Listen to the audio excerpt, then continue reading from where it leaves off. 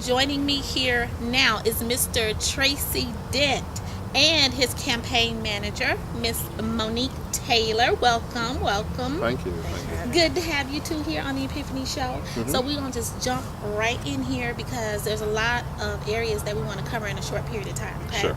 No So first of all, Tracey. Yes. Tracey is running for District 17 Assembly, correct? State Assembly, yes. State Assembly. What does that mean? State Assembly basically is the state version of the federal government, where the state government, where you have your state representative and you have your senators. So basically the state representative is like the House of Representatives, and once a bill is passed there, it goes to the Senate, and then from the Senate it goes to the desk of the governor's desk. Okay. Yes. Okay. Okay, good. Legislative branch. Yes. Okay. All right. Wonderful. And Tracey, just out of curiosity, is there any particular reason as to why District 17? Well, basically, I do a lot of things in the community around the city area, and one is that Barbara Tolles is retiring. Okay. And that's an open seat. And I like to do things in different areas of the city. And that area, which is District 17, I haven't really had an opportunity to give back to that area. Okay. And that's what I would like to do. Okay. Even on a state level, it's like, okay, I exhausted myself here here in the city. It's time to help trying to make change on the state level, and enforce a better quality of life. Okay. All right. Great. Now, do you or have you lived in District 17 before? No. Okay. I have not lived in District 17, but I'm planning on moving there in the near future. Okay. I feel that it doesn't matter where you live. Right.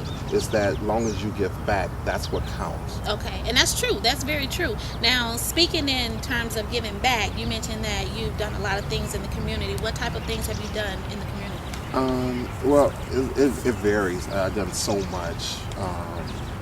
I've done candlelight vigils. I've done peace walks, health and wellness walks. I also do a college fair. We also do, so you get the idea of the type of things that I do in the community. And I formed a nonprofit called Peace for Change Alliance. Okay. And it formed in 2008.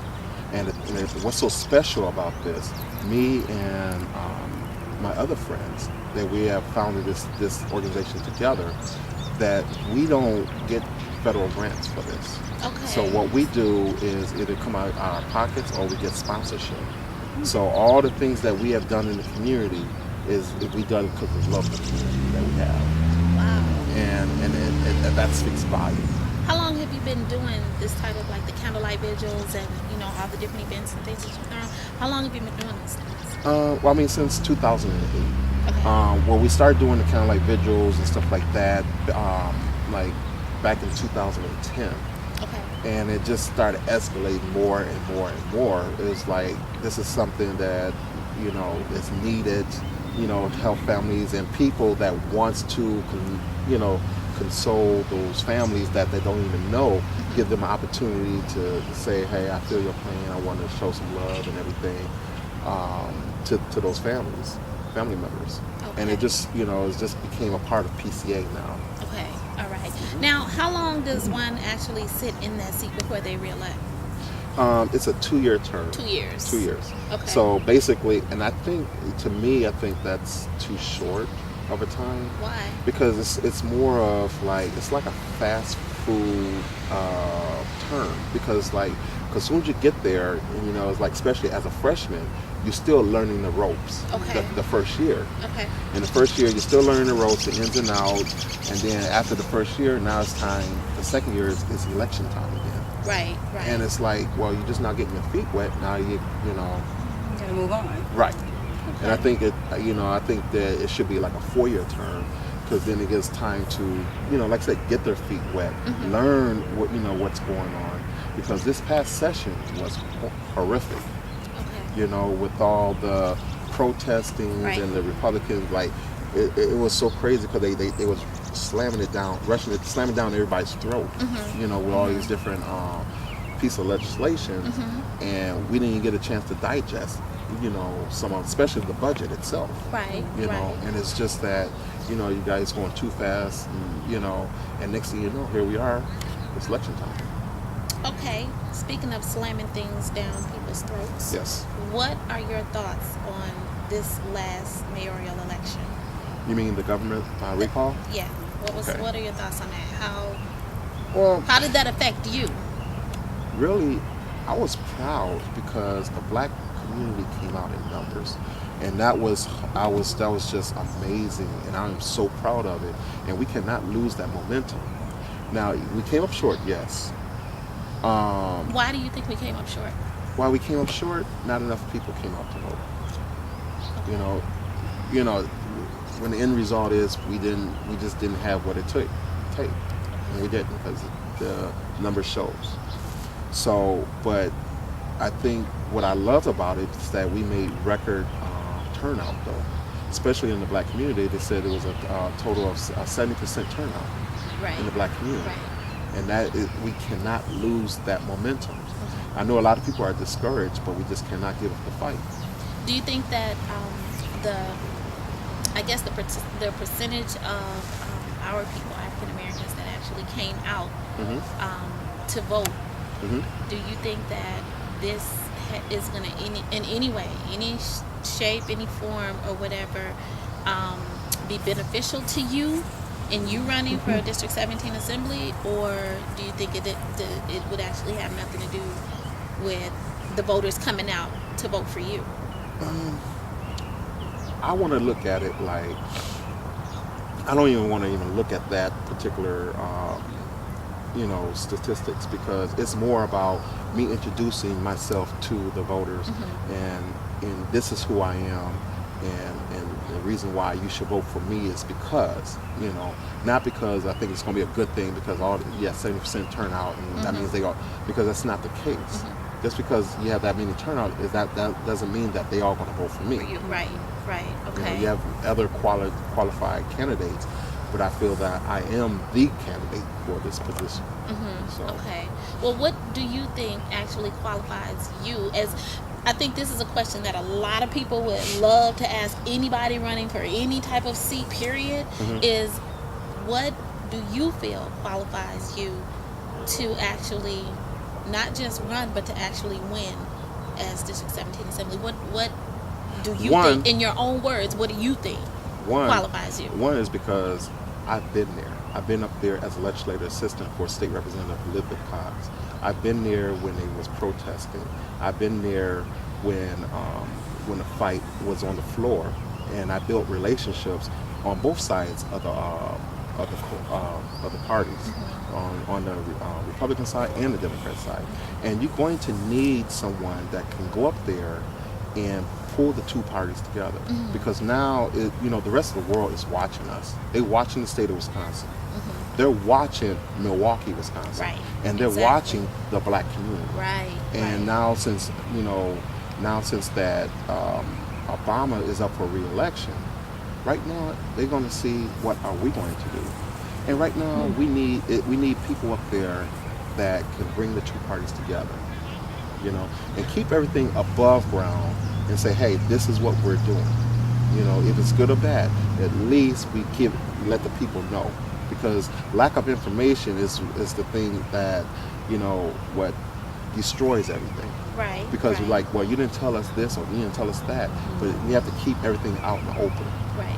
And say, hey, this is what the Republicans and the Democrats are doing. They're working together on this piece of legislation. We're showing that we can move forward. Because right now, there are open wounds, and it needs to be healed. And I'm going to be that particular candidate, or let me say this, state representative that's going to mend those wounds. You're going to be. So Yes. you're Yes. declaring that, okay? Yes. Okay. All right. I love that. Okay. All right, well, tell us something about Mr. Tracey Dent that not a lot of us know. Not the public know. Not the public You tell know. us something good. Yeah, tell us some juicy stuff. He likes to wrestle. He likes to Hey, wrestle. wait a minute. Wait a minute, what kind of wrestling, Monique? Right, Oh, wait a minute now. Come on now. Okay, now. Okay. let's put that. Let's put Thank that. you, Let's put girl. that in past Exactly. tense. Past tense. Past Okay. tense. But yes, I used to wrestle. Okay. The WWE type of wrestling. You know, Oh. my nickname was Black Dragon. Why Black So- Dragon? Yes. Because I'm a black belt in Taekwondo. Oh, okay. Y'all heard Don't that mess with right? him Don't now. mess with him. Don't Yeah. bow So- out gracefully. yeah. Exactly. Right now, I used to go. You Why know, you gotta say it? just Right, walk right. away. Yeah, because I love martial arts and I love wrestling. I was a big fan, still a big fan of wrestling and martial arts. So, I combined the both to two. That's how I came up with Black Dragon. Wow. That was a childhood fantasy, and I lived out my fantasy. And it's done, buried away. Right. Yeah, I just- But that's something I like to do. I like to watch some reality shows. Oh, which one? Hell's Kitchen.